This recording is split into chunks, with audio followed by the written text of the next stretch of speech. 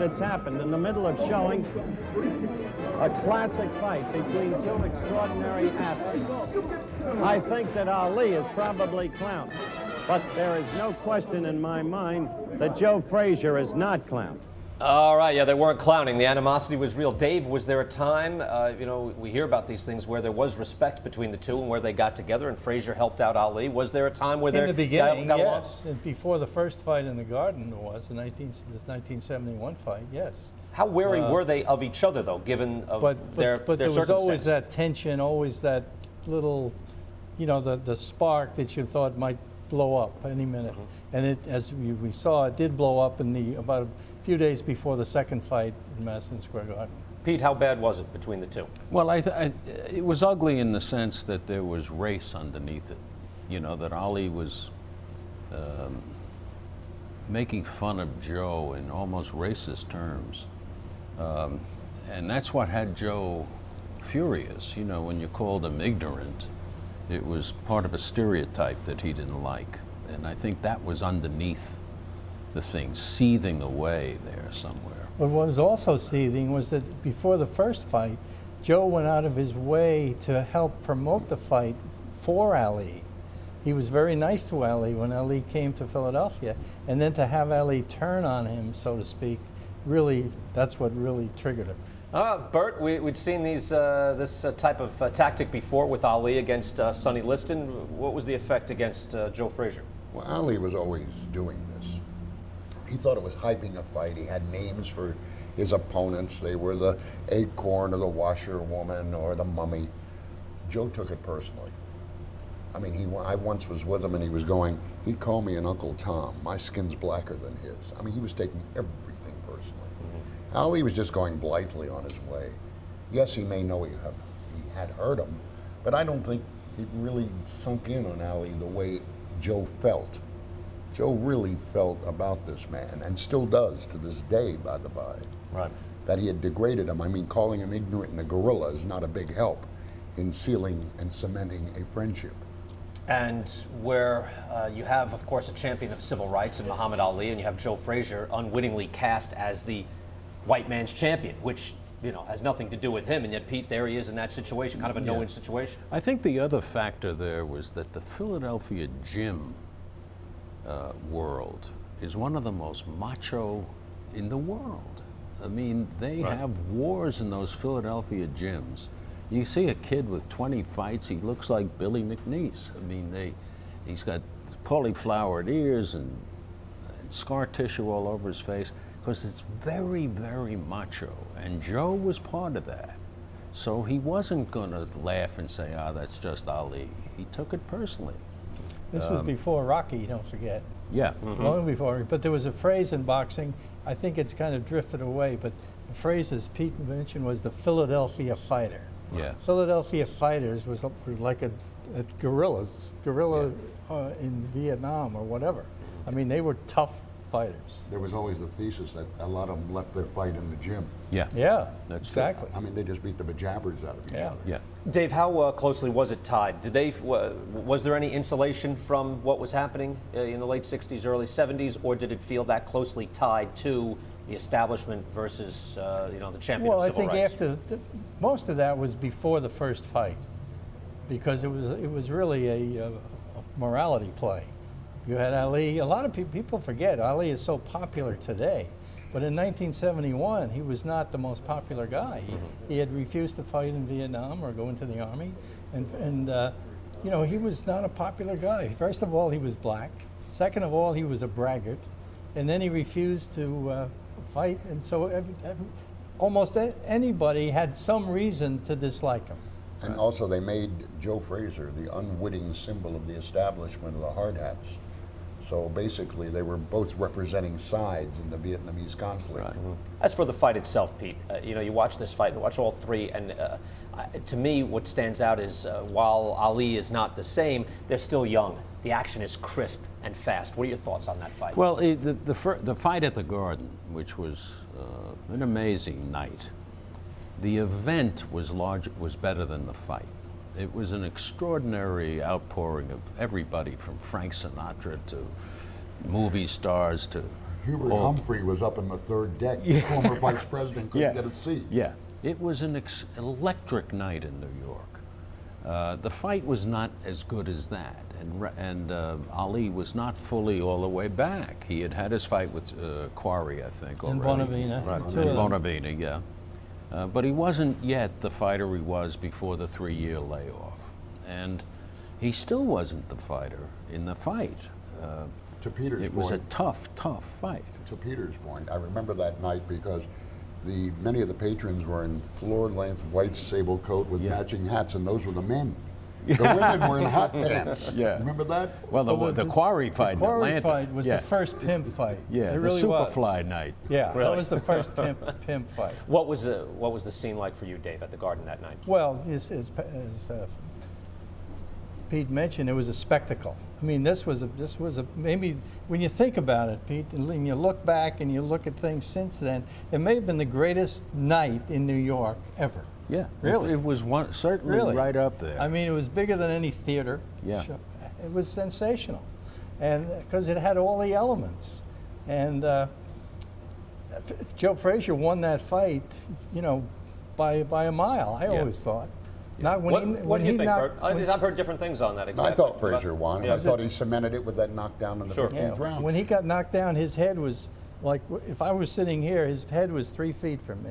He came right back to me. He looked like a tree coming down. Came down hard. And yet the one thing is And he got up as fast as he you went could get down up. with his eyes spinning almost like pinballs, and the minute his rump hit the canvas, He was practically bouncing up, he was up. but he was knocked down.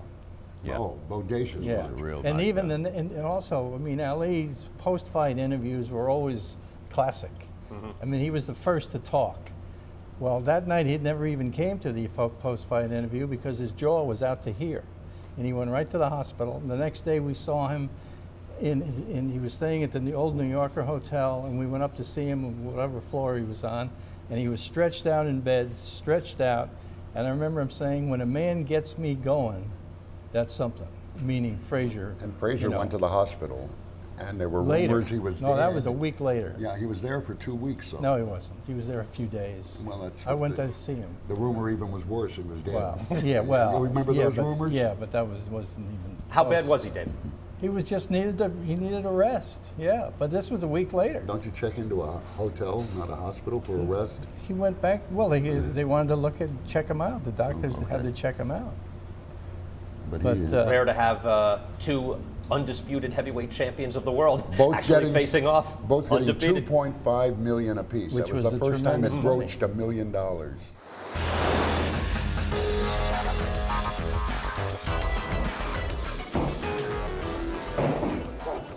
We went to a psychiatrist who studied you, psychologist. He says you're a great showman, but he says inside, actually, one of the main reasons that you are constantly, aware of the fact that you have great confidence, saying that you're going to win, is because you're trying to instill in yourself the confidence that you can win.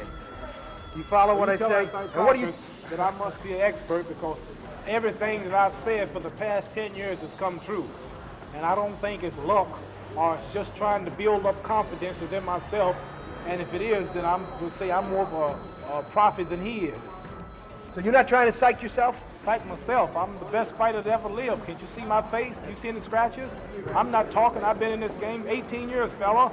2-time United States Golden Club champion. Tell that psychiatrist. I'm 2-time national AAU champion. World Olympic gold medal winner. 12 world heavyweight title fights. Tell him I was off for 4 years and had a 6-week notice and came back and defeated Jerry Quarry and Oscar Bonavino quicker and easier than Joe Frazier without a scratch. You got to tweak him a little bit, and I think he the gets going. mouth that roared is roaring back. Yes, he is. All right, now we're going to pick things up here where after the fight. And what happens, Angelo, after the fight? What is it like with Ali trying to get back and win the heavyweight title, going through Ken Norton, going through Jimmy Ellis, these fights? Get back to the gym. That's what he wanted to do. Get back and work. Well, now he goes on another tour, wins the NABF, whatever the dickens that is, championship. But he fights Ken Norton and gets his jaw broken. What happened in that fight? He got hit broke his jaw in the first round. Yes. No, and Howard Cosell his hands. What's going on? I said his gum is bleeding. It was a broken jaw. How did you know that? I You knew it told him, immediately? I could see it. Dark blood, you know what I mean? Like a nosebleed. So I told Muhammad, I think I better stop this fight. He said, you ain't gonna stop no fight. I can go 10 rounds with this guy. I ain't. So he went, he fought the whole night. Everybody has fighters that give a fighter trouble. Kenny Norton was, in fact, that fighter. Yes. For Ali, he had the jab. He had a certain style that made it very tough for Ali, didn't it? Yes. Knocked all his timing off. I used to call him Hopalong Cassidy. Yeah, that's With the bend. good. And he's a big guy. He's big. He's bigger than Muhammad. For Well, God's did you sake. see him in Mandingo? forget about He it. looks like a torso that more good defense, a torso better that's defense. more He so. was smart Yeah. as he can be. Yeah. I got that. Yeah, they didn't get. And I- Yeah, I stole it from Groucho Marx. You know what? You worked too hip for the room on that. It comes from Lydia the tattooed Ken lady. Norton. What was Ken the- Norton. Yeah. But Muhammad didn't know the guy. He figured, what the heck? Well, easy. We get to town. The guy who was the promoter was looking to run for a political job or something. Took him to every stinking nightclub, every bar. Muhammad, I'm just trying to sell the fight. Muhammad, you got to work. You got to train. This guy can fight. He's a good, strong guy. When you let Kenny Norton come forward, he is a tremendous fighter. If you force him to go backwards, like Foreman did, Yeah. knocking him out in 2 rounds, he's not the same fighter. With Ali going backwards, which he does Made him beautifully, look that much he better, yes, he certainly. made him the fight. And also, Kenny Norton has that overhand right that he could land against Ali. He threw it in a way that he could land that punch. Now they go into a second fight. There's a rematch after the loss in the first fight, only a second loss. And it is again close, and Ali must win the 12th round Yes. to win a split Is decision. that the one in Yankee Stadium? No, that's the third fight. Third fight. The second. Second fight. This is the second fight out in California. Right, California. If he doesn't win that 12th round, Yeah, we're in trouble. he doesn't win and he doesn't get the fight with Foreman. Right. True. I agree. I mean, that was pivotal in the career of Muhammad Ali. And think about this. Muhammad Ali had to go through, 14 fights and several years to get back to a chance at the heavyweight title. Here's a guy who's arguably one of the most famous athletes of all time, even at that point. And to get back to that heavyweight title was quite an arduous journey. And now in those 14 fights, he does have a second fight with Frazier. Yes. But something has happened to Frazier on his way to this fight. A funny thing happened called, what, George Foreman. Yeah. Right, right. Yeah, and when you got Frazier for that second fight, were you aware of where he had slipped back to, even though the second fight did turn out to be still very competitive? Were you guys thinking you got a lesser Joe Frazier, or was it just that George Foreman had the style to beat Frazier? Yes, that's what it was. I was in Jamaica, and I knew he was going to. They were concerned about a referee. I said, "What are you worried about? Somebody's going to get knocked out." And then they finally agreed on the referee. But I knew George Foreman would knock out Joe Frazier. Anybody that bends to George, goodbye, Jack. He flattens him. Well, as Bert points out, Ali gets the win over Ken Norton, a close win in the rematch. And it turns out the game has not passed him by. Muhammad Ali would get his shot at George Foreman and the heavyweight title once again. The Rumble in the Jungle when we come back. I did hurt this guy a lot. I hurt him more than a lot. But I've never faced anyone with that kind of bravery before. This man was probably the most brave person I've ever gotten in the ring with. He was brave. This is going to be a good fight. I want to say that plan to make this my last fight, and I'm going to shock the whole world. I think it's befitting that I go out of boxing like I came in. 10 years from the day I beat Sonny Liston, destroying another Sonny Liston who idolized Sonny Liston. He jumps ropes like Sonny Liston. He walks around with a stare, sad face like Sonny Liston. He's awkward and slow, and he hits hard like Sonny Liston. And I think it's befitting that 1974 stage couldn't be set no better, that I retire this man just like I did Liston. This man has been talking since he started boxing. People have broke his jaw, knocked him out. One guy knocked his leg so far up in the air, I thought he was going to take off. And he got up and started talking. So there's no way I'm going to be able to stop him from talking. You see, you have to go back in time and think of how frightening George Foreman was. I was thinking how frightening Don King's hair was. No, you think 40-0. I mean, Al, let's talk about 40-0. He bounces Joe Frazier around, the same Joe Frazier that has beaten Muhammad Ali. At this point, we're thinking this guy could be the greatest heavyweight champion we've ever seen. And was knocking everybody out in 1 or 2 rounds, the Nortons and all the rest of the people. You didn't mention Joe King Roman. There you go. That's right. That was let's a not tough forget. fight. Let's not forget Joe King Roman. He was, as you point out, and I think Ali's comparison to Liston is a very apt one, because we looked at this guy and said, and people going into this fight said, now, how exactly is Muhammad Ali supposed to beat this guy? The same way they felt going into the Liston fight. Well, also between Liston and Foreman, I never heard the word invincible used more. Right. They both were, quote unquote, invincible. Until Mike Tyson, and then it would be brought up again. Angelo, your thoughts on George Foreman going into this fight? George Foreman, I did a lot of homework on. Guys that moved gave him problems. He fought a guy by the name of Gregorio Peralta. Yes. And I was there. I saw the fight. And he had problems because the guy gave him motion. So I'm figuring, geez, the motion Muhammad gives him, he never saw that before.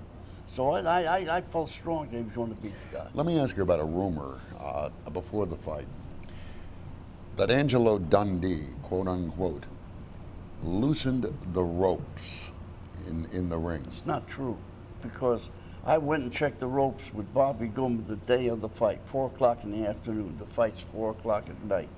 So I went and checked you want to laugh? There wouldn't have been no fight. The ring was like this. Slanted? Well, the dirt. They didn't put chucks under the ring.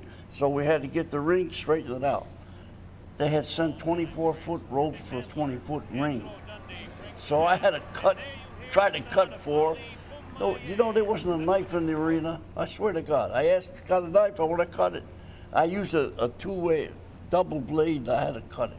What were you doing in the fight, running after a man who was trying to do what with the ropes? There was something the guy was trying to tighten them or loosen them, or what? I sent a guy in from our corner, Pat Patterson, the poor guy.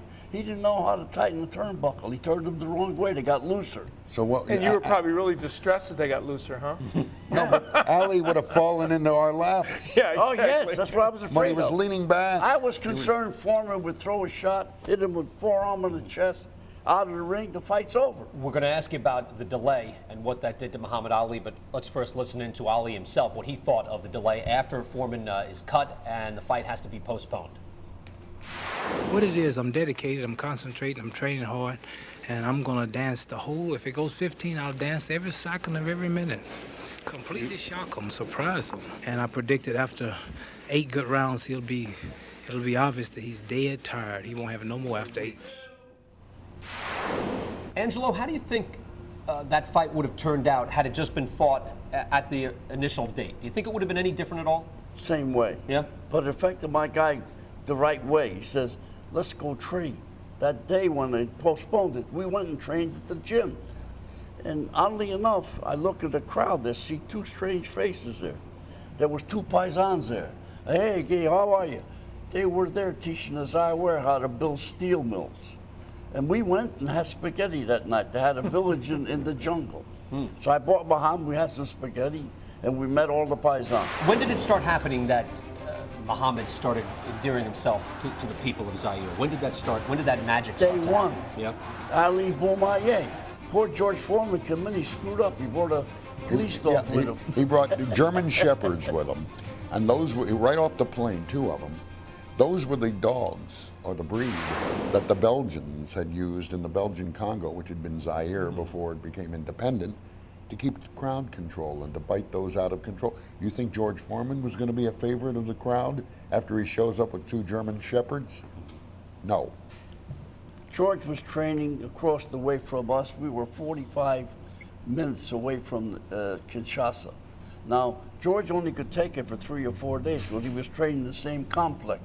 So we were spying on him. I got one of Bingham's telescopic lens, made believe I was spying on the guy. We're having a party. So what happens? George went nuts. All that quiet and solitude, he went into the town. He went and trained in Kinshasa. So, but Muhammad loved it. He loved it because look, facing the Congo River, forgive me, Zaire River, because that's why they had the fight. They changed the name of the country. Right. So we had bungalows right facing the Zaire River. He loved it because every day going to the gym was a happening. Man, we had something to do. And with a lot of Ali Boumaiers. Oh, yeah, man. They Ali loved kill it. 'em. They loved it. Ali Boumaier. One thing we want to look out for is just how fast this man, George Foreman, will open. As we mentioned, in his past several fights, he hasn't gone in the past 4 years beyond 2 rounds in any fight. Can Ali dance and stay away from him? Is George Foreman's thundering punches going to be too much for him? Is the left hook that is so devastating, the tremendous left hook, going to stop Ali? Here we go, Ali quickly across the round. Round 1, Ali bouncing around, shifting left for right. George moves slow, Ali gets the first punch in, a light right hand taken on the forehead by George Foreman, the champion. Foreman moving slow, trying to stalk his man. Ali looks like he's ready to go here. He's not staying away. He's going after his man. Foreman comes in. Foreman a bit cautious in the first round, looking to drop that left hook.